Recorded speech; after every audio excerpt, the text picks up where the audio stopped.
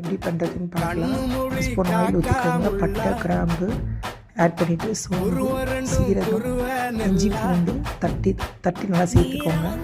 நல்லா வதக்கிட்டு வெங்காயம் சேர்த்துக்கலாம். வெங்காயம் நல்லா வதங்கினதுக்கப்புறம் தக்காளி, 1/2 கப் கர்ட் எடுத்துக்கோங்க. காஷ்மீரி சில்லி, கரம் மசாலா, தனியாத்தூள், உப்பு எல்லாம் சேர்த்து மிக்ஸ் பண்ணி தனியாக எடுத்து வச்சுக்கோங்க. வெங்காயம் தக்காளி வதங்கினதுக்கப்புறம் மஞ்சள்தூள், மிளகாய் தூள் போட்டு நல்லா வதக்கிட்டு கேப்சிகம் கட் பண்ணதோட ஆட் பண்ணிக்கலாம்.